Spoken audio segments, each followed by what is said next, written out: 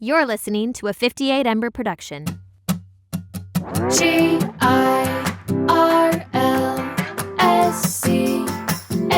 it's Girls Camp. Hello, everyone, and welcome to the Girls Camp podcast. I'm your host, Haley Rawl, and if you are also navigating a faith deconstruction like me, or simply find yourself fascinated in Mormonism and religion generally, then you are in the right place. Today's conversation is a little bit different than usual. I'm joined by the lovely Nicole Mitchell. She is the host of her own podcast called Elephants in the Room. She grew up Mormon, had a tumultuous home life, which includes addiction in her close family and foster care. She ended up getting married in the temple, a Mormon temple marriage at 18, and then divorced pretty shortly thereafter.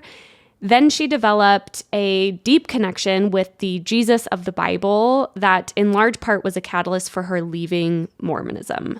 Why this conversation is a bit different is because she now identifies really strongly as a follower of Jesus and a believer in the Bible.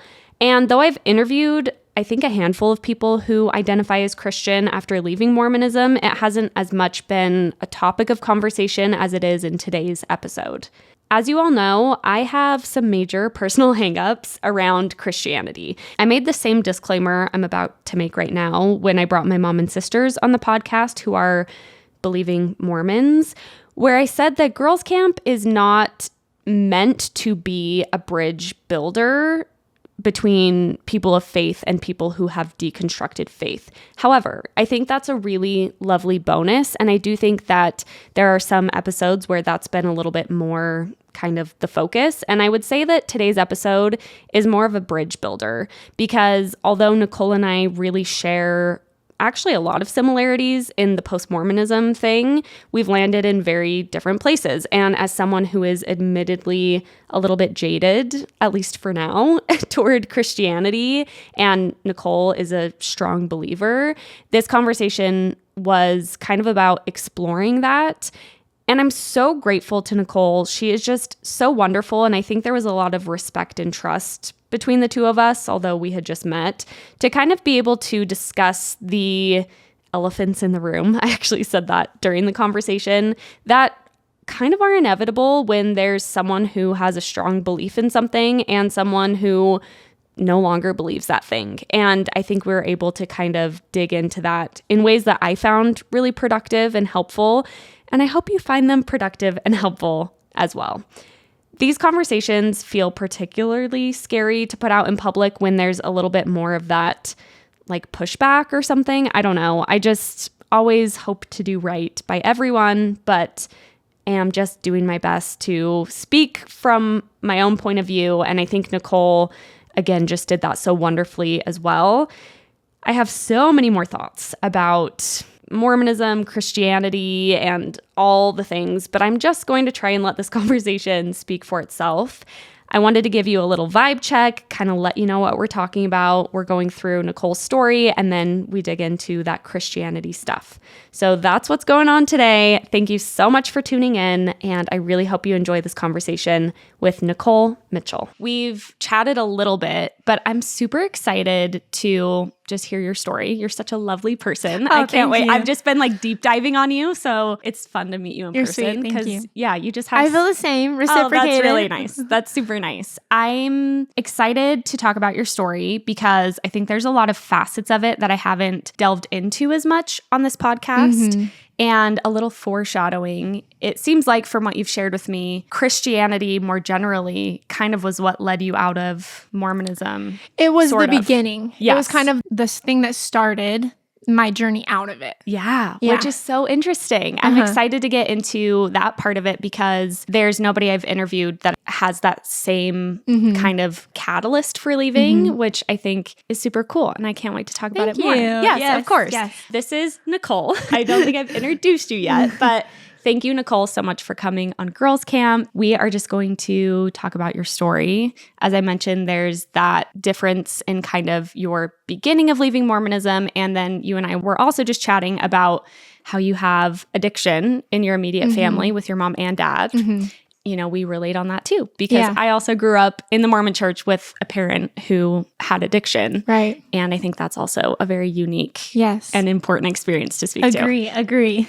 Okay, before we jump into the Mormonism of it all, can you just give an introduction, basically who you are, what you do, where you live now? Just kind of that absolutely. intro, and then we'll dig into all the Mormon stuff. Yes. My name is Nicole. I'm 25, which is kind of scary to say. I feel like every year I get older, I'm like, ugh. But I also feel like I was rebirthed. I don't know. I think back to when I was Mormon and I feel like I'm in a completely different life. I just feel like a new person. I feel like my life restarted. But yeah, I live in LA right now. I have a podcast. That's what I do. Yeah, I have an amazing boyfriend. He does music. Obviously, I love talking about this stuff. And I talk about this stuff a lot with like friends and family and people in my life. I'm really passionate about it, but I think obviously it's tricky to navigate, which you do such a good job at, and just kind of like walking with truth and yeah, just not fearing people, you know, and their opinions and all these things. So yeah, I'm excited to be here, but hopefully that was a good introduction. Yes, that's perfect. That's perfect. Let's start with your Mormon upbringing. Okay. So growing up, both my parents were addicts. So I was really only very active in the church until I was about 6. So both my parents had struggled with addiction really most of their lives. And when they met, they were both addicts. Both of their parents were both devout Mormons, so they believed in the church, even though they weren't always, living in it, I guess you could say. But yeah, so growing up, they were very active. I went to primary, did the whole thing. And then when I was about 6 is when my mom kind of started getting a little bit back into addiction, as well as my dad. My dad is bipolar, schizophrenic. His back is crippled. So he's kind of always had a really rough life. And my mom at the time was working at a mental hospital and had met a guy. He was one of the patients at the hospital and ended up falling in love with him. They ended up having my half brother. That's a whole nother thing. Wow. Yeah, to kind of sum that up. So when I was about 6 is when they had kind of started to step away from the church a little bit. And again, not in their belief system. They would always tell me, hey, we still believe. But my mom started smoking cigarettes in front of us. And we kind of stopped going to church, all that kind of stuff. Yeah. But, previous to that, like my dad, I think part of his schizophrenia was like over spiritualization. So like when we were really young, he would be like, we're going to sit down and we're going to read the Book of Mormon for 6 hours. Like this is what we're going to do. So he would be like really, really intense with it. So growing up, that's kind of what I knew, but I was also so young and I feel like I block out a lot of it. But I do remember like going to primary, the whole thing, and all my extended family was Mormon too. So it was everyone around me. It was in the air. And you were in Utah, right? In Utah. I grew up in Provo. Oh, you were in Yeah, Provo? in the hub of it. Oh Yes. my goodness. I didn't know you were a Provo girl too. Yes. So I grew up in Provo. Yeah. And then when I was about 6 is when things kind of started to fall apart. And then when I was 8, my parents got divorced, which was obviously super hard. And again, all along that they still believed.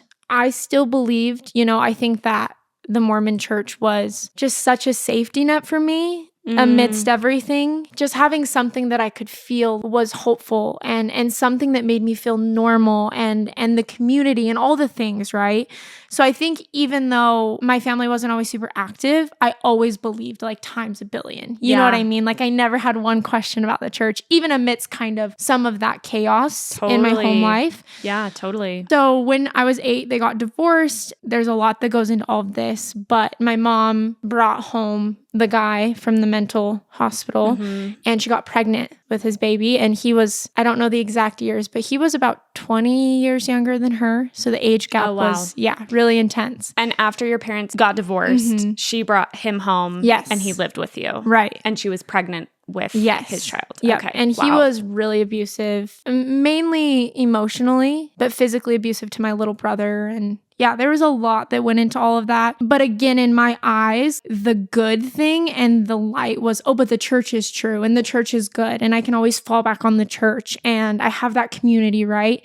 Even though in the same sense, I felt very isolated by the church because, when you're a kid, they're like, okay, there's the celestial kingdom. And then is it telestial or terrestrial? What's the middle one? I always get them confused. I know. I always get them mixed up. I think it's the telestial is the middle and the terrestrial is Yes. the bottom one, but I don't know. No, for sure. I think you're right. So, growing up in primary and stuff, and even kind of after my parents had left the church, or not left the church, they had gotten divorced. It was hard because they would be like, okay, so like eternal families, you guys are going to be sealed. You'll go to the celestial kingdom. And so I'm like, well, are my parents going to the celestial kingdom? And as an 8-year-old, it's How does shattering that to be work? like, they're not necessarily, but if they repent and do all these things. I always kind of felt a little bit like an outcast in that sense, where I was like a little shattered and heartbroken that I knew my family system was broken, but I still obviously loved the church and was like, well, I'm going to have an eternal family and I'm going to get married and I'm going to do all the right things. So, and that was really the theme of my whole walk in the Mormon church, is like, I didn't kiss a boy till I was 14 days from 16, never touched a drug, never did alcohol, never had sex, never did anything with boys. Like,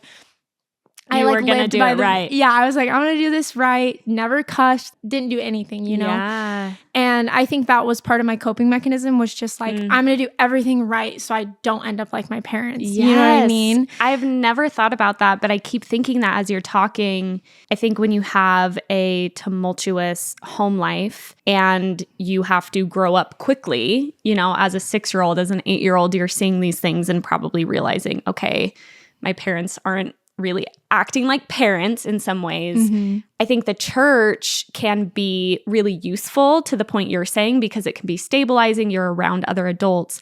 But I also think it can kind of play into that dynamic where you feel like the parent, where instead of your parents teaching you the gospel, you're thinking, I have to be the one to carry this on my back. I have to be the one to do everything right in order to save everybody. I'm curious if it felt that way for you, because as you've been talking, I've realized, I think there was a part of me that felt that way with my dad, because my mom was still very stable, very much in the church. But I think there was a part of me that felt like early on, I kind of had to take it on my back of, I'm going to do everything right so I can ultimately either bring my dad back or save my dad from his addiction. It seems like the church can play into that dynamic in a lot of ways. 100%. I mean, the emphasis on family and the perfect family, I think it's really sad, because that's just not how it is. Most families are broken. Yeah. Truthfully.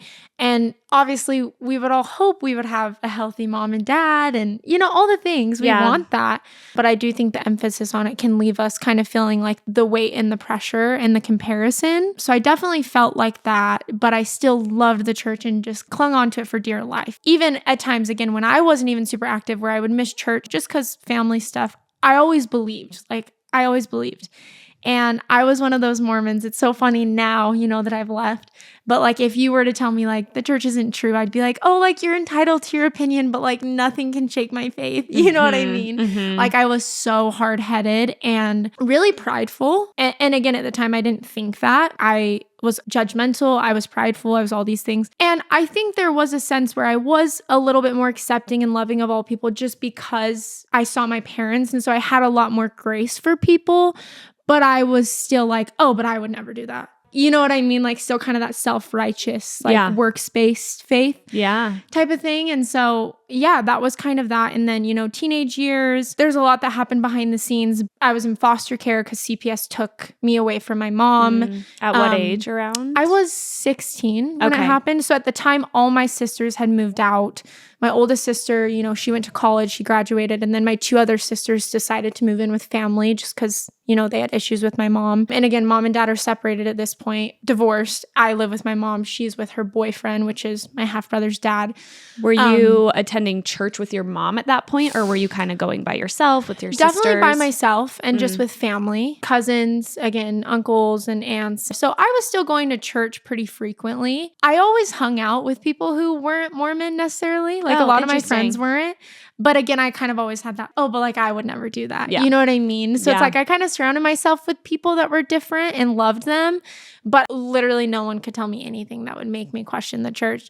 Matter of fact, the first time I ever was angry at the church was I was in Young Women's. I was like 16. It was when I lived with my sister. It was when they had come out with that thing about if your parents are gay, you can't baptize your child till they're 18. And I remember I was literally in Young young women's, and I saw it on my phone, and I like walked outside. It was just the first time I felt like, oh my gosh, This feels wrong. yeah, it just felt like icky. It was just weird to me. I was like, okay, that's just like really weird. I don't know how I feel about that. Yeah. And so that was probably the first thing that ever made me just be like, this is a little weird. But again, shook it off, wasn't anything. And then when I went to foster care, my sister and her husband adopted me, took guardianship of me, which was amazing. They're great. They now have left the church too, but I left before them, so that was hard. Got it. And they both were like super Mormon. He went on a mission, the whole thing. Yeah, very Mormon household. Yes, Yeah. you know how it goes. So when I lived with them, I was super active in the church, went every week, had callings, the whole thing. Up until when I was 17, I met my ex-husband. So that's a crazy story. Yes, I just watched a TikTok about this because you got married at 18, Yes. right? Yep. Mm-hmm. Wild. Well, I met him when I was a bit younger. He was a Viner. He was like a Utah celebrity. Like, I missed Vine. Oh, did you miss the I don't know wave? if I maybe was on my mission. I don't know. But I feel like people will mention these really, really popular, super famous people from Vine. And I Yeah. just kind of missed that wave. But Yeah. Well, did you meet not him much through missed. Vine or? Yeah, so Okay. our story's crazy. So I lived in Provo at the time. I was like 14. We have a 4-year age gap, which is like a whole nother thing. Yeah, we had seen him on Vine, me and my friends. We were like, this guy's so cute. He's Mormon. Like, oh my Can you gosh. believe it? Right, yeah. And he lived in Arizona at the time. So he had come to Utah and he played like a show that was like $10. So my friend, it's so funny, she was actually like obsessed with him. So ironic because I like ended up marrying Yeah, him. she's probably like, But it damn. didn't work out anyway, so it's okay. Well, yeah, there you go. But yeah, so we ended up going, we're like, let's just go and see. And he was really great. We got to meet him. And then kind of over the course of the next few years, in a nutshell, I went to a handful of shows and he would always like give me special treatment and DM me and like do all these little things. But I was always like, like who knows? It's like an innocent crush. Yeah. And then when I was 17, he was like, can I please get your number, your Snapchat? And, we went on a date and talked for a couple months and like the rest was history. And it was like a movie fairy tale. Like this guy just sweeps you off your feet and just does all these things. We got engaged right away. Yeah. And then I got married at a year into our relationship. So on our year anniversary. So I was 18 when I got married, which is crazy. And he was 4 years older than you. He was 4 years older. Yeah. So he was 22 when we got married. And a little backstory on him. He grew up very Mormon. And again, I don't want to talk too much about him or speak on his behalf, but he grew up Mormon. His parents are both very Mormon. His dad was a bishop when I met him. And he kind of fell away from the church when he blew up on Vine and kind of went out to LA and started to dabble in things and kind of go down his own path. When he met me not necessarily knowing this, I was kind of the thing. The good Mormon girl. That kind of brought him back. Yeah. Which now looking back, I'm like, that's not good. Yeah, you're like, I did not want that. I did not want to be that. So, but again, at the time, given my childhood and what I had seen and the unhealthy relationships that I had seen, like it was so normal to me.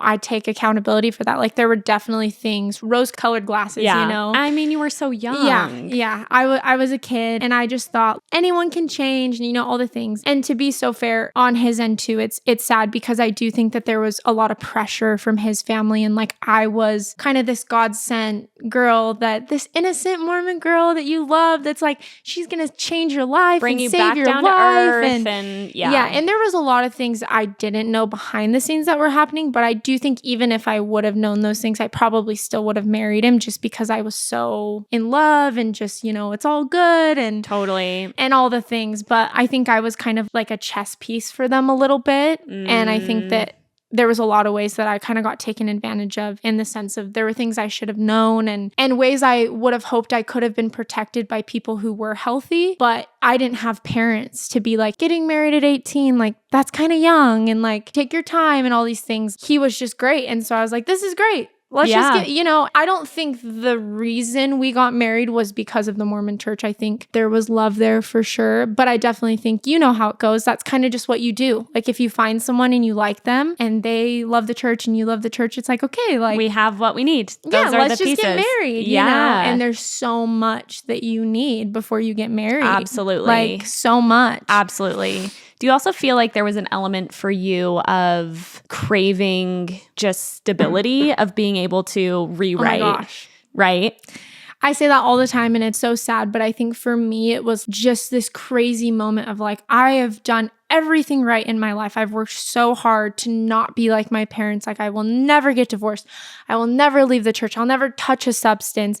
And he was such a form of stability for me in such an unhealthy way, and I really idolized him like I would idolize like God. Like all the things that I now feel like I received from my relationship with Jesus, I was getting from him. Like that validation, that love, that acceptance, that safety, all the things that I never even got as a child. I think we came from very extreme childhoods, his in his own way, with having like really normal Mormon parents, normal upbringing, which there's a lot of stuff behind the scenes that usually goes on. A lot of pressure, a lot of, yeah. Oh, yeah. Yeah. And then on my end, I come from such a broken home and all these different things. And so I think our traumas just like collided, Totally. And so I think it was totally like, finally, I can just be happy, get married in the temple, do everything right. Like my life is set up. I am good to go. Totally. Like, like this pressure that was relieved of finally having all the things that I wanted. Absolutely. And feeling like, I felt like when I got married, and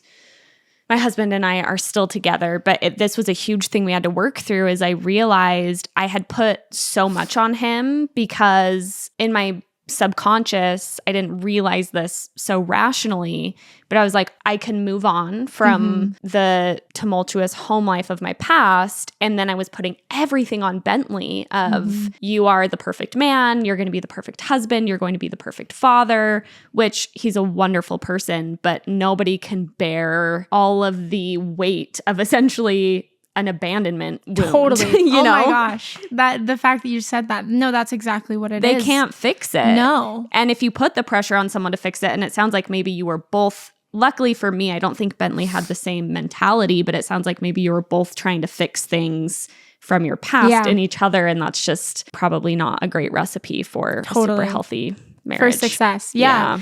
I had this deep abandonment wound, and like no one's going to heal that, I believe, other than Jesus and, in my belief. And I think that, but still it's hard. It's complicated. And I think therapy, all the things, I've done all the things. I think there was a lot of other things going on, and we were just two young, dumb kids that were like, we're in love and we love the church. And so I got married when I was 18. And for the first 6 months, we were happy, I guess you could say, or I was. He went through a lot of work to be able to get married in the temple, because he had obviously in his life previous to me not, he wasn't very active in all the things he had kind of gone to work through. He had some stuff to work through. And so he really cleaned himself up for the temple. And I remember he went through the temple first, and I won't speak for his experience, but my experience was definitely weird.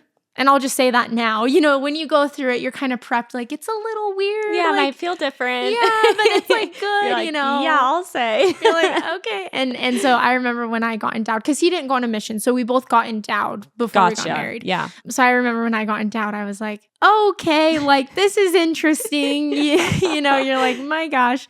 But again, you're kind of just told, oh, but no, like it's normal and it's good. And you're just surrounded by all these happy people. And so it was definitely a weird experience, but it didn't like knock me from believing. I was like, I still believe, And so we both got endowed, and then, got married, and we were teaching primary, doing the whole thing. And then, and super close to his family, definitely in an unhealthy way. And that's a whole nother thing of like the whole Mormon system of you just love your family no matter what, and you're just close to them, and you're all these things. And it just creates so much unhealthiness and dysfunction. Totally. But they put that stamp on it that's like, but be Christ-like, forgive, do this, do that. And it's like, so you feel like you just have to be like so enmeshed with people. Ooh, yeah, you just have to let honestly toxic behavior kind of slide. Yeah, exactly. Yeah. And it's just like, that's how it is. And so it's kind of like I was living in this fake la la land of life, super close with his family. I never had a family. So all of a sudden I had this family that loved me, and this husband that loved me, and everything's good. I have to, all these things. And then about 6 months in, he came to me and was like, hey, I don't think I believe in the church. Wow. And I was like, oh. And luckily, because of my experiences with my parents, I feel like I've always, again, walked with a little bit more grace and open-mindedness. And so I was like, hey, like, that's not why I married you.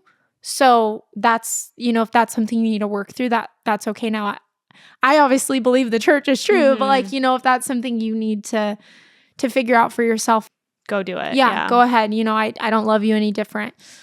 But that kind of came with the, if I don't believe in the church, I don't really want to be married at this age, So there's a lot that goes into all of it. And it's honestly, for anyone listening, it's been something that's been really hard for me because it's such a big part of my story. It's such a big part of my faith. It's such a big part of me leaving the church. But it's also something that I feel like divorce is so hard because you never want to like expose or talk about someone at the worst time in their life or at times that they struggled. And I am not perfect at all, and I take accountability for every part in the relationship and why it didn't work out. And again, I think ultimately, no matter what each of us would have done, we were set up for failure. Totally. Given the circumstances. We were so young. I think regardless, it wouldn't have worked. But yeah, there was obviously things that happened. And so, I think in a nutshell, like he ultimately just didn't want to be married.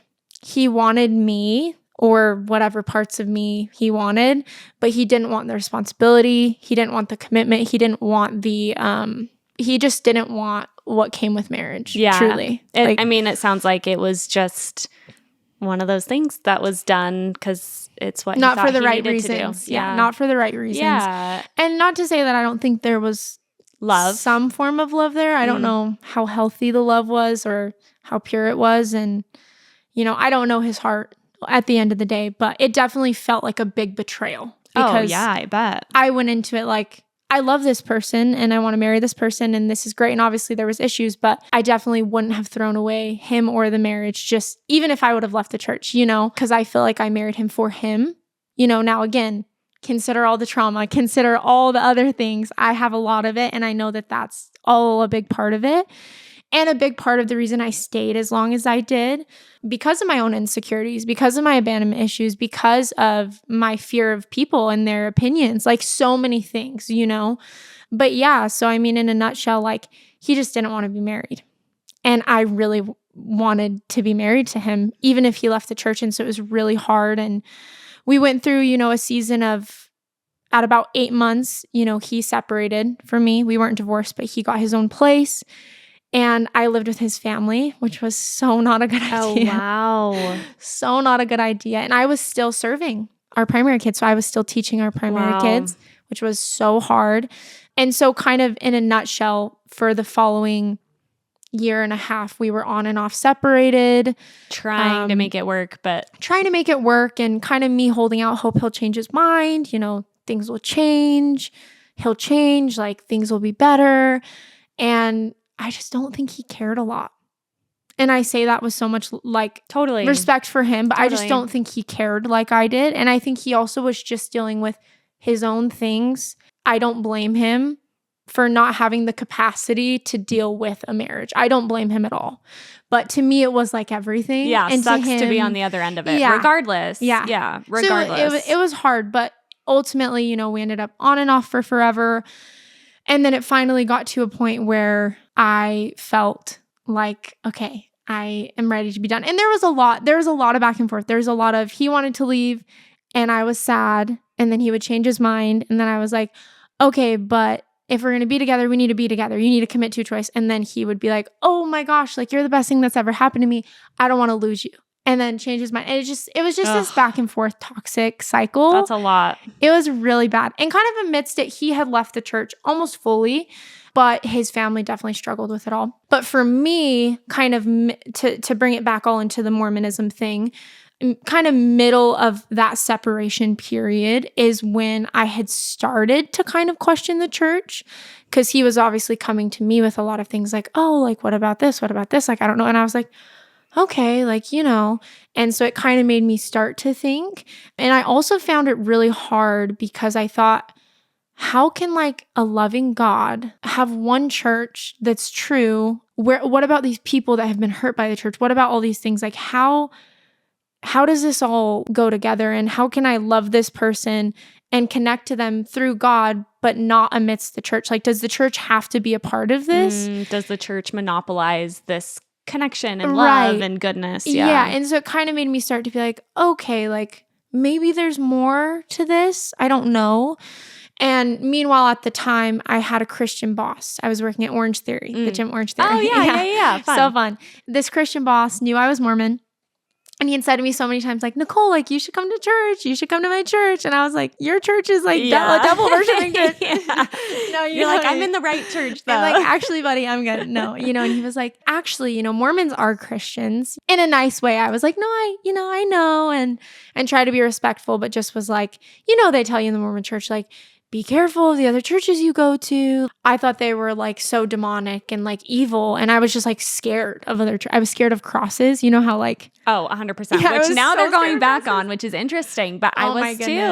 Oh my goodness. They go back on everything. Yes. That's a whole nother thing. Oh, I could talk about that forever too, because I mean, I'm sure we'll get to this Yeah. later in your journey. But Yes. really quickly, I just think it's so fascinating because I feel like in one breath, there's all roads lead to God and everyone's just doing it the best way they know how. But then in the other breath, there's scriptures in the Book of Mormon that talk about the great and abominable church, which I was told was any other church besides the Mormon church specifically. Right. So you really are taught to have a very skeptical view of other churches. But then at the same time, they're kind of trying to foster like a camaraderie between other churches where it serves them. Yeah. It's interesting. But it's all a marketing thing, in my opinion. It's like they are continually changing doctrine and policies because they're losing members and they want to appease to the people and they want to fit in. And I think the internet has just blown up with ex-Mormon stuff and just the information that you can kind of receive now.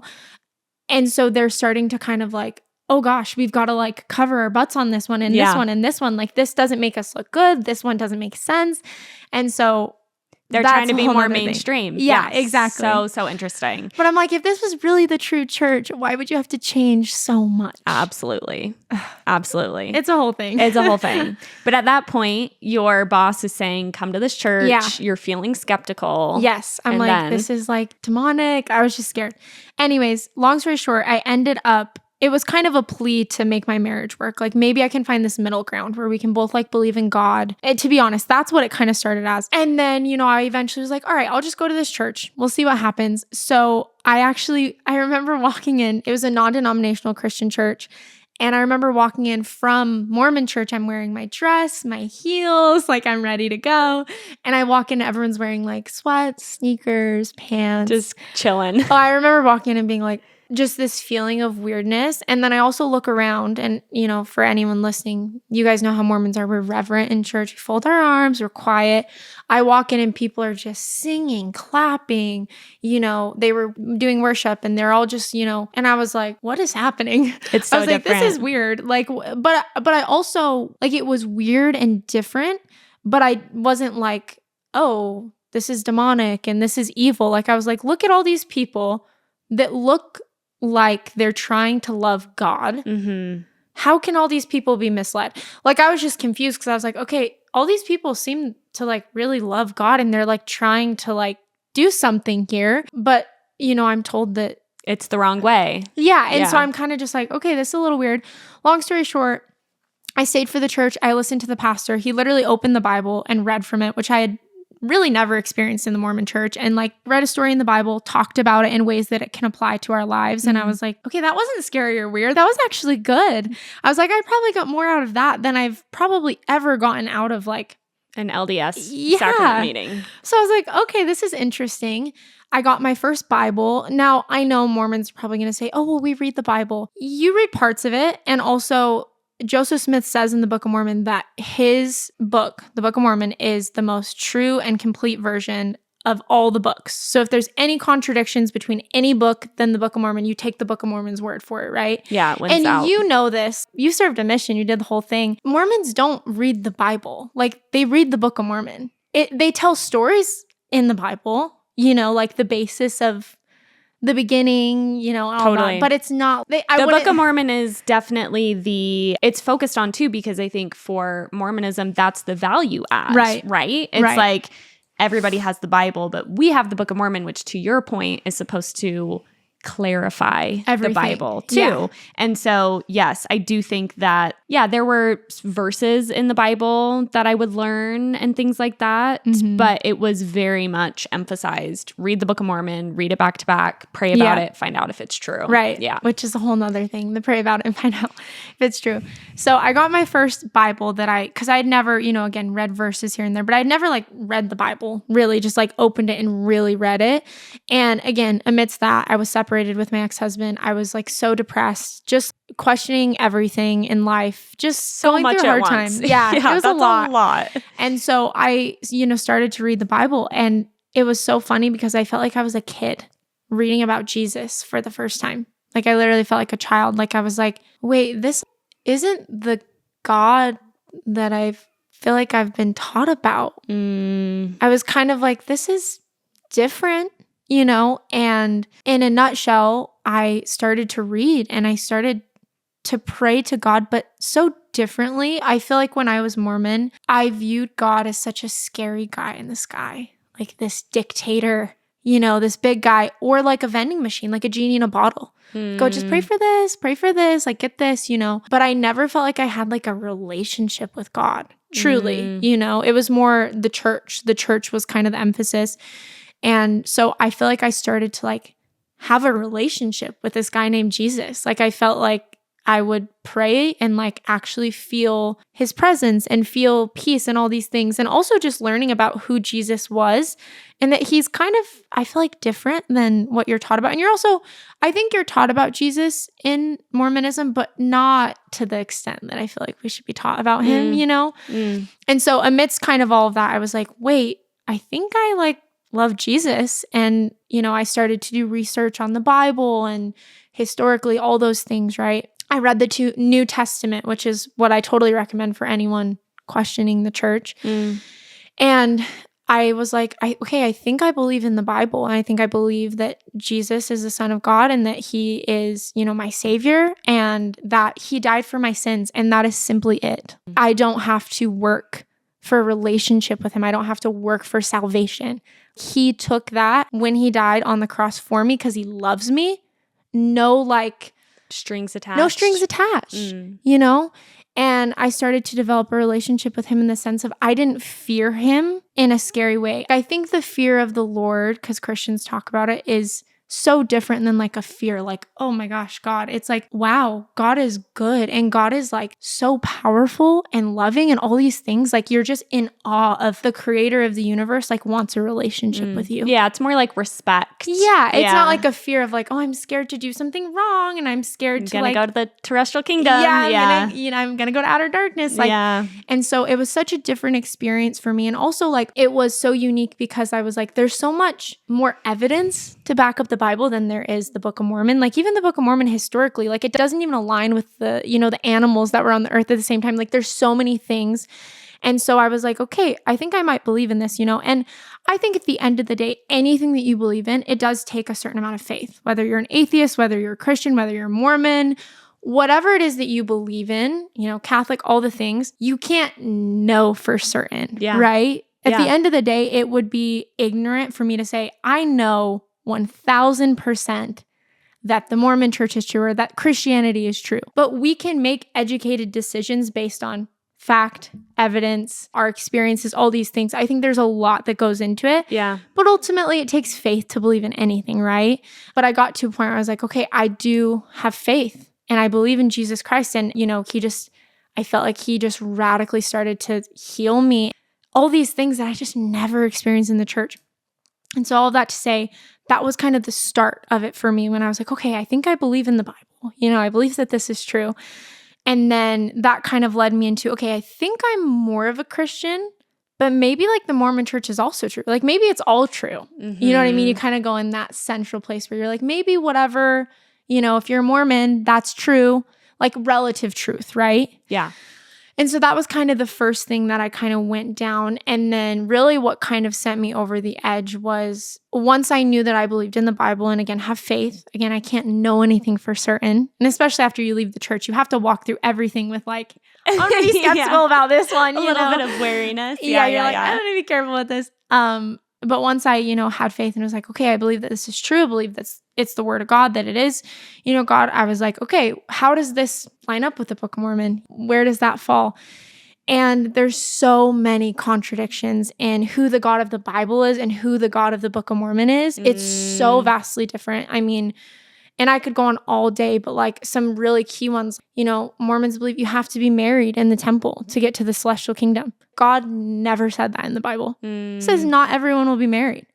And also like all these rules and all these things. Well, okay, this is a big one. So, 2 Nephi 23:25 or something, it's you are saved by grace through faith after all you can do. Yes. The Book of Mormon. Yep. I said that one a lot on my mission.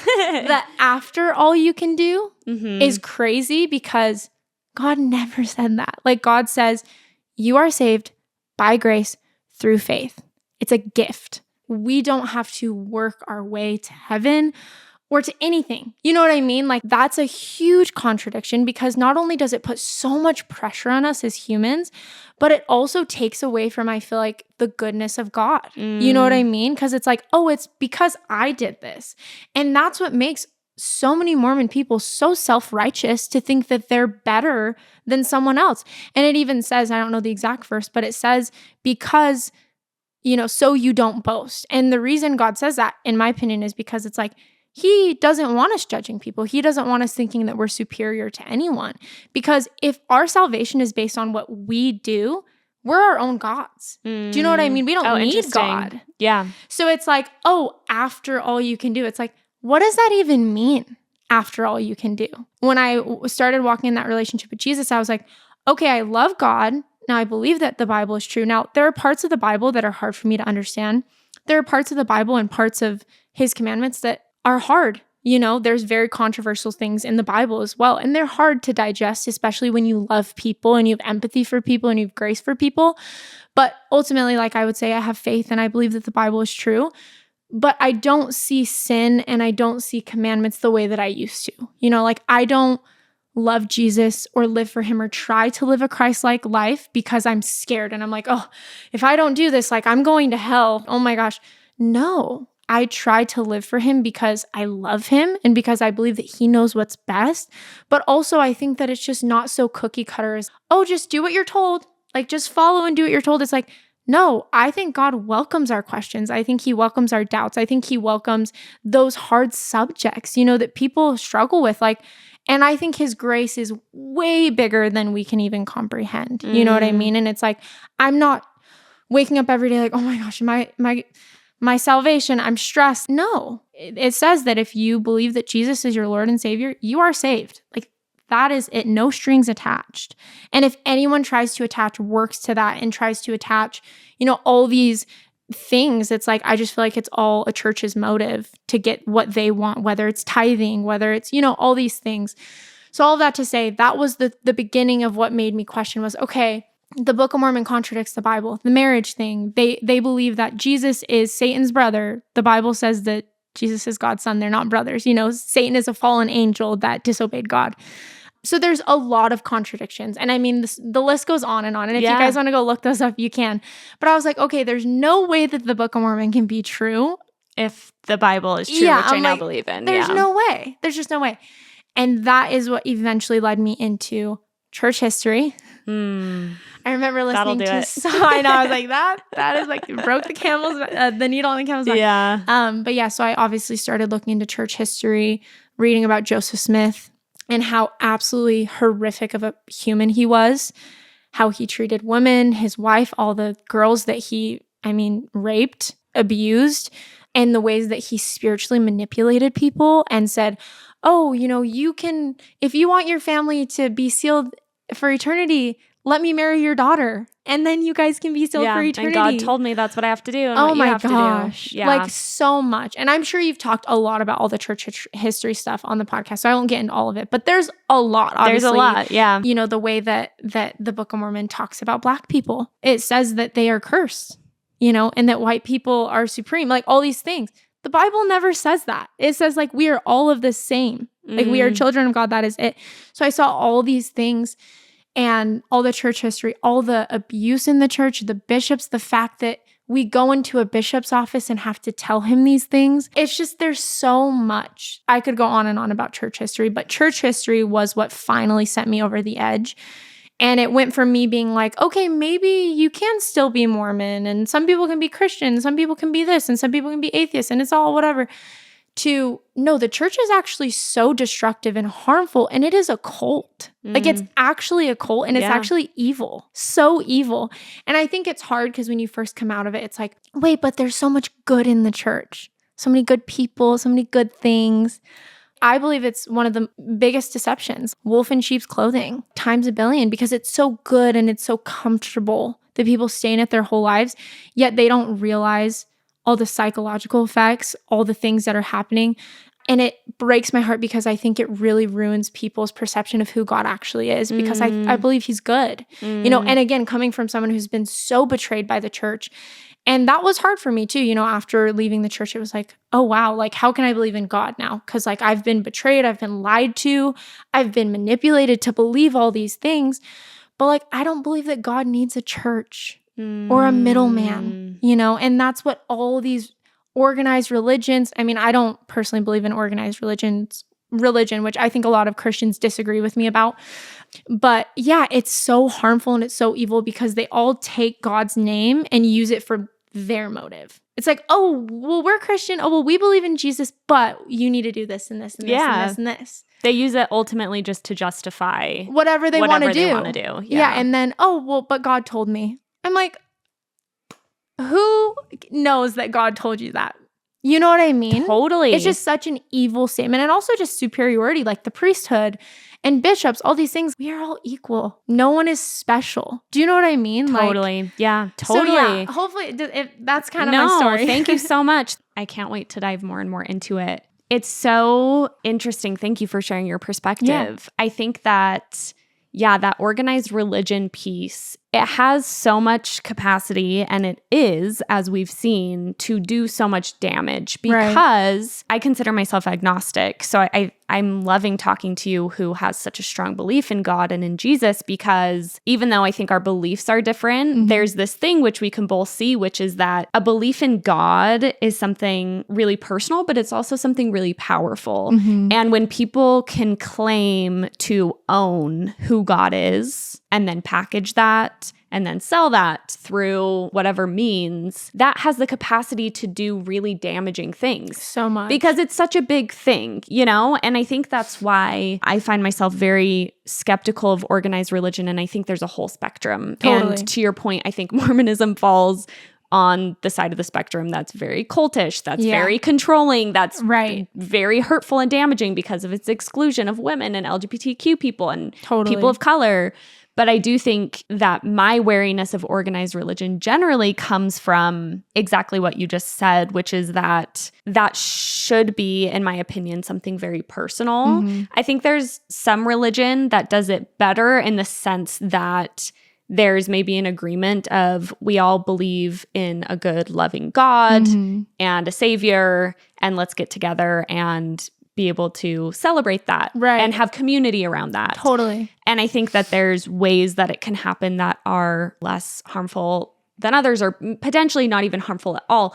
But I think when you come from the background that we do, you see how easy it is to take something that it is so meaningful for people, a belief in God, and then twist it into telling people what to eat and what to wear and who to love and how to live and how to be good, worthy, whole people. And that's when it gets troublesome, to say the least, you know? Yeah, and the judgment that comes with it. I think that's what even saddens me. I think when I left the church, I was like, oh, yay, Christianity, like, this is all good, you know? And also I have so much love and grace for people who leave the church and they never end up believing in God. And I don't blame them, truthfully, because it's a miracle to me that I found Jesus before I left. Because I think that if all of that would have happened, I don't know where I would be at. You know, and I think God knew that's what I needed, because I don't know if I could have believed that God was good after finding out everything I did about the church. Yeah. Because I tied God to that so much. Yeah. You know, and that's still something that can be confusing in people's minds, I think. And even in mine, when I first left, of like, wait,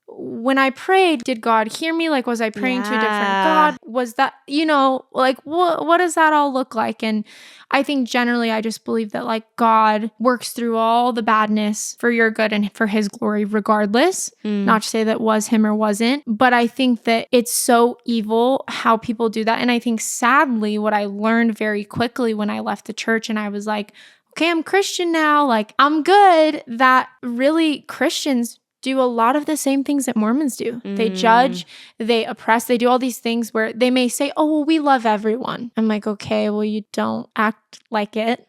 Oh, we don't judge people. Well, you do. Yeah, kind of. We don't spiritually manipulate, like all these things. And so I would find that not only people, but churches that I would go to, I would kind of hop and bounce between these Christian churches, non-denominational. And I found a lot of the same things happening. Power-hungry, narcissistic leaders, pastors that are preaching and that are using God's name to get money, to get power, to get fame, to get status, or these preachers that are condemning people and judging people and making LGBTQ people feel unloved, or anyone who's not living by the standard or whatever of what they believe is true, and all these things. And we don't judge people, but they're not walking that out, and no one's perfect. And again, it's really hard, I think, even as a Christian with those subjects, because it's like I do believe what the Bible says, but also like I have a love for everyone, and I am no one to sit here and say anything about anyone's life or what they choose to do or how they choose to live. And I also think that's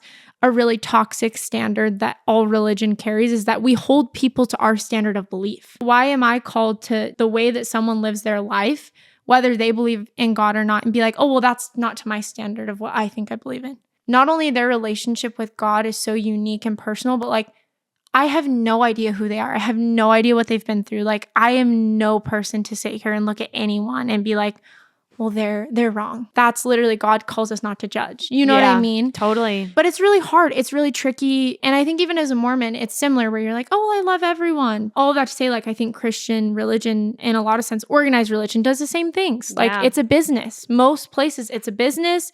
They are having people tithe. They are making money off of people. They are manipulating people. They are using God's name to get what they want, And then there's people that are abusing people sexually, emotionally, physically, like all these things that are happening in churches. But it's like, no, trust your bishop. No, trust your pastor. I'm like, sorry, I trust God, and that's the only person I trust. Like, I am not going to trust a man like that anymore.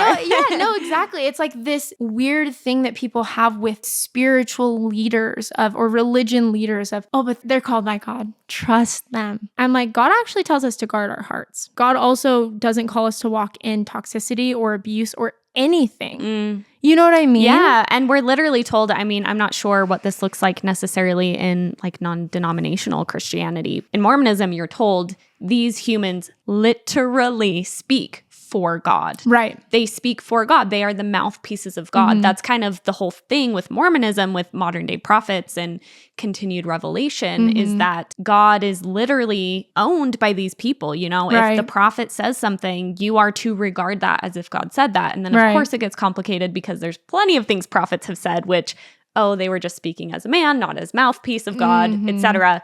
But I do think that again just gets really tricky, because if you are supposed to believe that somebody else can speak for God on your behalf, can tell you who God is and what God wants for you specifically, I think that gets really complicated. I feel like for me, Christianity generally feels sometimes hard for me as an ex-Mormon. And I'm sure you get this a lot. Totally. And I'm also curious just to hear more so how it feels to just fit into the world as someone who's ex-Mormon, but also Christian. And I actually there's plenty of people that I DM with that they'll sometimes get not like upset with me, but they will give me gentle reminders of like, Haley, not everybody who leaves Mormonism doesn't believe in Christ or doesn't believe in God anymore or the Bible anymore. And that's why I'm really excited and grateful that I'm talking to you, because I think that there's obviously a lot of people out there who have similar experiences where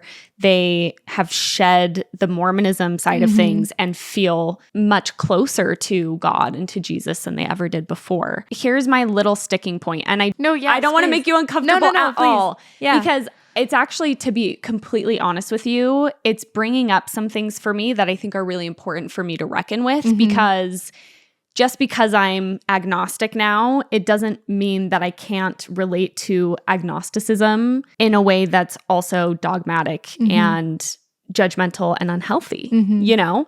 And it's been interesting for me to kind of navigate these waters. I actually just went on a TV show. I can tell you about it off air. I'm not allowed to say what it is specifically, but I was having a conversation with a couple of pastors and also this woman who, I'm not sure if she identifies with a religion, but she was saying a lot of similar things to what you're saying, where she was saying to her, she was just like, my faith is very personal. I believe in Jesus. I believe in God. Just saying some similar messaging about how she feels like she's able to have that belief outside of organized religion. Totally. And it's just had me honestly like really thinking and really evaluating where I sit on all of that, because there's a piece of me, even though you're talking about it in this really lovely, really personal way, that finds myself feeling a little defensive because I don't believe in Jesus and feeling like, well, then what would you think of me as someone who doesn't believe in Jesus? Do you think I'm going to hell then? Do you think that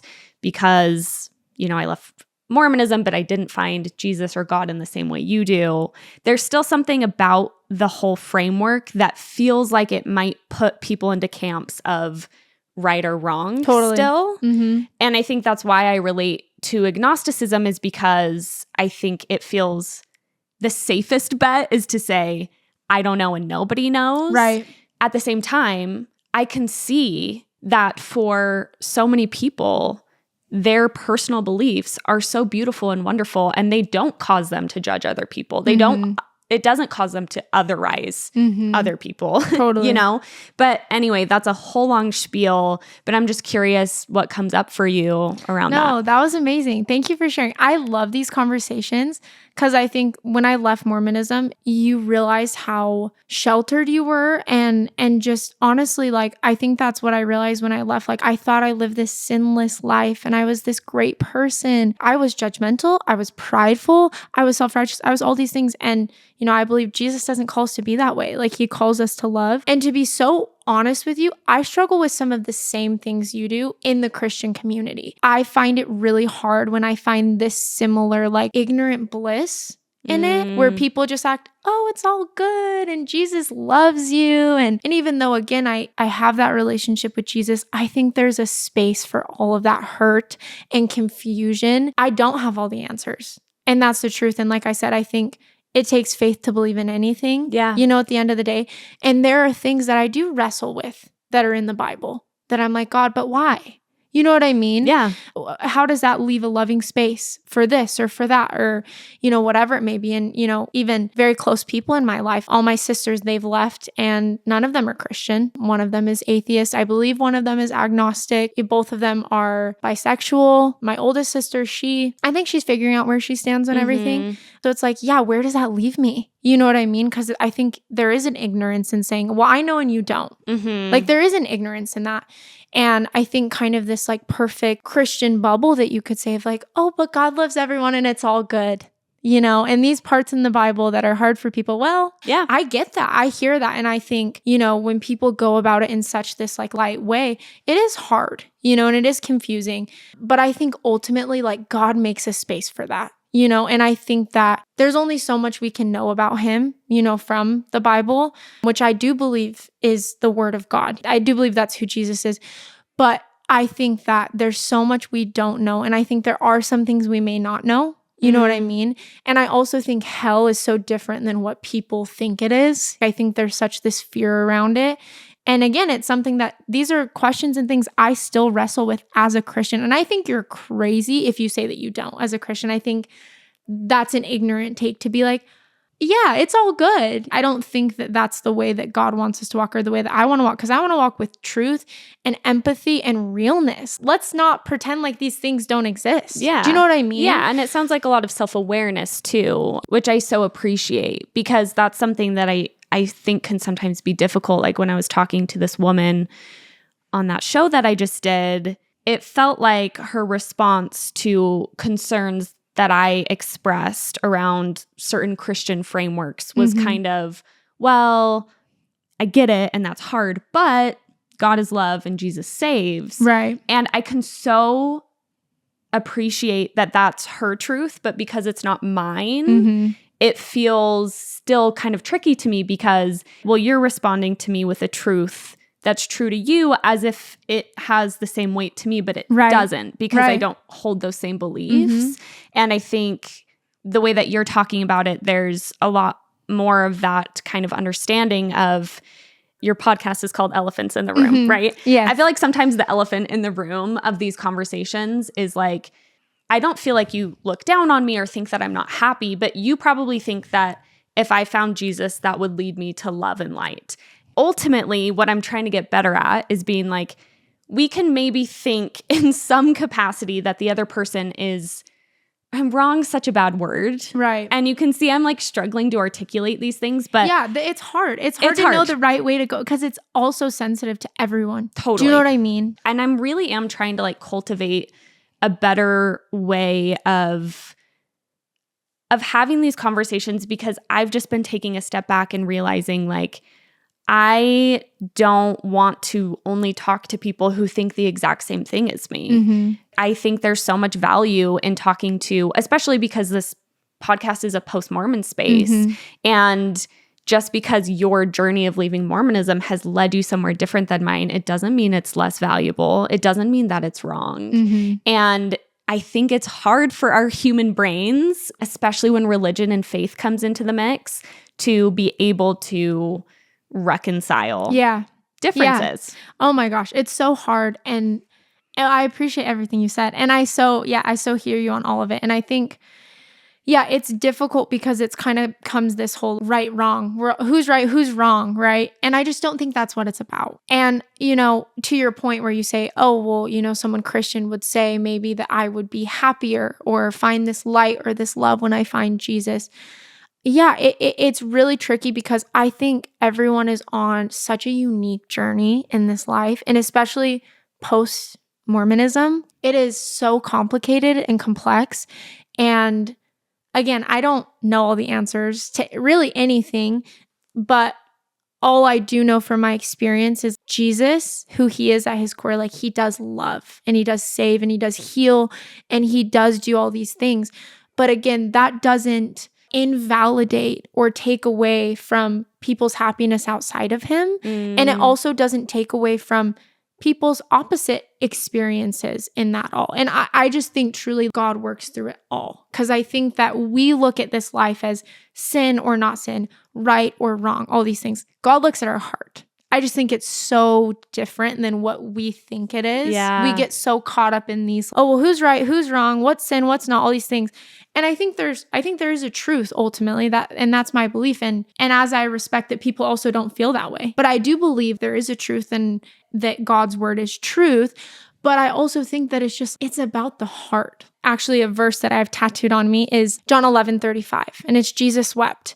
And it's the time, when Jesus literally cried when he saw someone hurt, and I think God knows, he knows where we're at and the trauma and everything, all the layers of everything deep down, of everything that's happened to us, why we operate, why we think the way we do, why we do everything the way that we do. I think he understands it all. And so I think that Jesus is for everyone. And, even to bring up, this is obviously a controversial point, but I have a lesbian friend and she loves Jesus and she really wrestled, and she just recently got out of her relationship, but not for that reason, but they just broke up because, other reasons. Things happen. Yeah. Things happen. But she really wrestled with that because she's like, I love Jesus, but in the Bible, it calls us to not walk in homosexual relationships, right? And that, again, elephant in the room. I know that's a topic of discussion, right? And something that I always told her was, listen, I do have faith that the Bible is the word of God, but Jesus is for everyone. I don't have the answers. I'm not God, but I am not called to judge. And I'm also not called to believe that my way or what I believe is right is superior to what you believe in your experience. I just don't think God calls us to that, And so Jesus loves you for you right now, who you are, what you believe in, who you love. He doesn't care. He loves you. He just loves you. And I think he wants a relationship with you regardless. Now, do I have all the answers to why it says that in the Bible? No. But I believe that at the end of the day, like, he is for everyone. Do you know what I mean? Yeah. Now, again, some people may never know him. Some people may never believe in him. Does that make them any less than me? No. Do you know what I mean? Totally. Yeah. But it's so hard. It's these hard things where it's like, how do you wrestle with all these things and with the hurt that I know the LGBTQ community has felt in Mormonism and in Christianity? Yeah. How do I wrestle with that? I don't know, and I could let that push me away from Jesus and be like, okay, well, I can't believe in Jesus if this is something that he says in his word, right? And then some people choose to believe in Jesus, but not believe in certain parts of the Bible. And again, there are things I wrestle with in the Bible for sure that I'm like, why, God? How do I reconcile with this? What do I do with this? But ultimately, like, if I choose to put my faith in Jesus and his word, I have to be okay with the fact that I may not know everything. Yeah. You know? And to your point, I mean, I think that's why this is such an interesting conversation to have too, is when you add an element of faith into a conversation, that's something that you have faith in, that you believe in. And who am I to argue that, Right. I can't, and I wouldn't, because I think that's what, I've just been reflecting on the whole faith element of things and how I think that for some people, that faith is such a beautiful, hopeful, special thing, where for me, I found having faith it caused too much dissonance for me. Totally. And it was I feel better not practicing that sort of faith. Totally. But that doesn't mean that that's everybody's journey. And it would be so silly for me to be like, well, my way's the right way, right? I think to your point, I feel like when it comes to things that cause other people harm, like homophobia or racism or sexism, that to me is where you can kind of draw the lines and say, like, if the thing you're believing in is causing you to be a homophobic person, then we can call that for what it is. Absolutely. But I think if it's not causing harm, if it's not causing judgment, if you're not trying to legislate what people can and can't do or judge them on a personal level, then it just is a difference. Yeah. And I've also been thinking as you've been talking, like, I say I'm agnostic, and I think I say agnostic instead of atheist because I still believe in something. And I still believe there's kind of a grander meaning and there's something bigger at play. And again, how can I say, well, my thing that I believe in that operates this way is the thing. You know what I'm saying? Yeah, no, totally. I just think that there's a propensity for us as people, no matter what, whether we're religious or non-religious, to really believe that what we believe and what we think is right, because that's our journey and that's our hearts and that's our souls and that's our faith potentially. And I think it's really healthy to be able to have conversations like this without all the defense mechanisms that often pop up. Totally. Because that's the way that we're going to understand each other better and to shed stereotypes as well. And so I'm super appreciative. And I think it's a super beautiful journey, And like I said, it's different than a lot of the journeys of people I've spoken with or my own. But I don't want to ever assume that one person's journey has to, that all ex-Mormons have to be a certain way. So Totally. No, I appreciate that. And it's so cool to have these conversations, and I wish they were had because I think there is an element of faith in everything that we all believe in. And I think that, just walking without pridefulness. Just being open to other people and what they believe in their experiences is so important, but not fake open. And I think if I learned anything from the Mormon religion and seeing how terrible and destructive its beliefs are, is that I don't ever want to blindly follow something. And I don't ever want to follow something and hurt people and blindly follow and just be like, well, and I know that kind of contradicts a little bit of what I said about what, ultimately I have to have faith and if I have faith in the Bible. But what I will say is I think it's so good to question whatever you believe in, and to bring those things to the surface and to talk about those things, because they're all just like, oh, but we just don't talk about that. You know what I mean? Totally. And so I think there needs to be a space for that. And there needs to be a space for people who have been hurt by some of the teachings of the Bible, by the Book of Mormon, by all these things, right? And it would be so ignorant and prideful of me to not validate and love those people and understand, where they're at. And I would hope the same. You know what I mean? But it's like, I think it is hard because I think there is a stereotype on Christians that, oh, we're homophobic and we're this and we're that. And I never want to be those things, especially leaving Mormonism, seeing how destructive and evil what I believed in and the way I treated other people, even if not intentionally, but subconsciously, the way that I judge those people is evil. And I don't believe that God's evil, Totally. So that's kind of my... I think that's really huge. And I think that, the thing is with Christianity is I think it has a lot of baggage. Mm-hmm. And I want to be better at taking you as a Christian as who you are, not as all the baggage of Christianity. Yeah. And not that the baggage of Christianity isn't real and doesn't need to be reckoned with, but that, again, it would be unfair to assume that all that baggage comes with your faith in Jesus and your love of God. But I also understand that. And that's why it's hard, because it's like, I feel that even in my own faith, where I'm like, okay, how do I wrestle with all these things? You know what I mean? Yeah. And I think we're ignorant to not shine light on these dark areas that are confusing and hurtful, all these things. It's so important. And I never want to not only blindly follow, but just, be ignorant to anything, and people.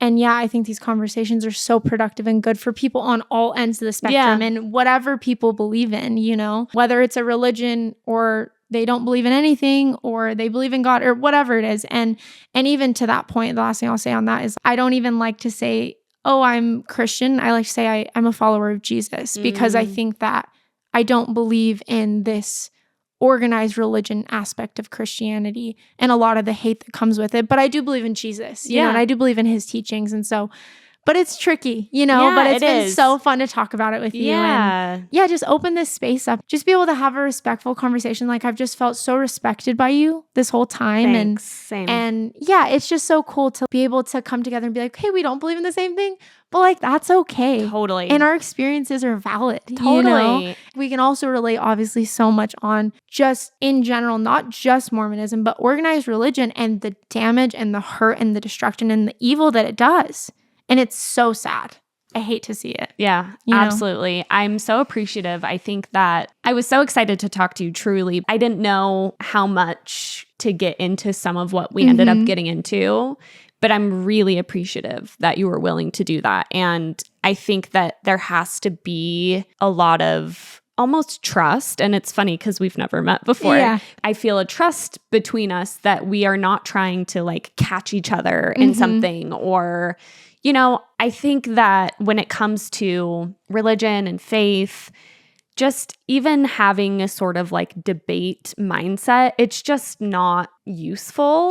And I think being able to raise questions that might feel complicated or might feel a little disarming or whatever it may be, but have trust that the other person is seeking to understand and seeking to, just understand, I guess. I think that that's really difficult to do, and I'm just really glad that you're willing to go there with me. And as I said, like, I really do find your story so beautiful, and I'm so happy for you. Thank you. Because you went through so much. I mean, I'm sure there's so much more we could have talked about your upbringing and still reckoning with having parents in addiction. And I'm so happy genuinely that you are on a path that feels, I mean, I can tell that feels so good to you. And with all the complicatedness of being a human, when we can find those things that really speak to our soul and can guide us, they're going to be different for everyone. But how wonderful when we can find those things. Yeah. Especially. No, absolutely. And celebrate them for everyone. Totally. Which I will say, just to give you thanks. And I mean, thank you for having me on. But, you're so inspiring in what you're doing. And I was, when you asked me, I was like, oh, I don't think I've seen a Christian go on her podcast. I actually had that thought. And I was a little nervous because to be in this space and and a lot of obviously ex-Mormon people listening to this, where I knew that there was probably going to be hard subjects that were brought up, and I'm just so thankful for not only your openness, but just, the ability that you just have cultivated something so good with what you're doing. And I think that the way you're walking in it, like, I'm so proud of you, and just for being so bold about the truth and about just how much badness there is, you've inspired me so much. And I think that there is a beauty in just being honest. And like, even if that means not having faith in anything, like, your honesty is not that you don't have faith in anything, but do you know what I mean? Like, Totally. your honesty is so refreshing and beautiful. And I just commend you for what you're doing on this podcast. I'm so proud of you. I'm so excited to see where it goes. And all of our ex-Mormons, things, and how we can all unite. It's so cool. I love it. It's beautiful, truly. Thank you so much. That means the world to me. And I'm so glad that this worked out, truly. Yes. I can't wait until our paths cross again, because I just want to hang out and talk so much more.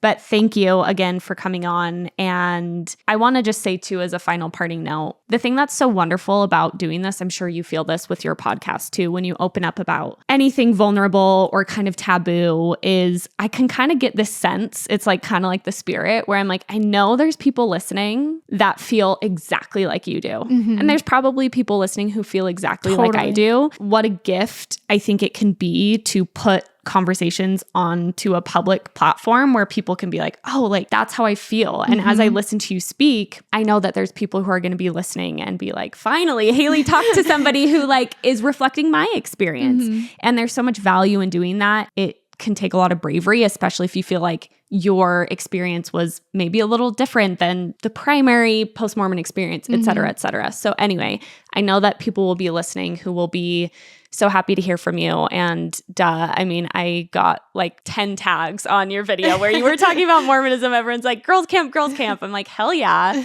So thank you to those people for tagging me. And thank you again for coming to Girls Camp. Yes, thank you so much. So nice to meet you, Haley. So Thanks nice for to meet listening, you. everyone. This was amazing. Bye. GIRLSCAMP,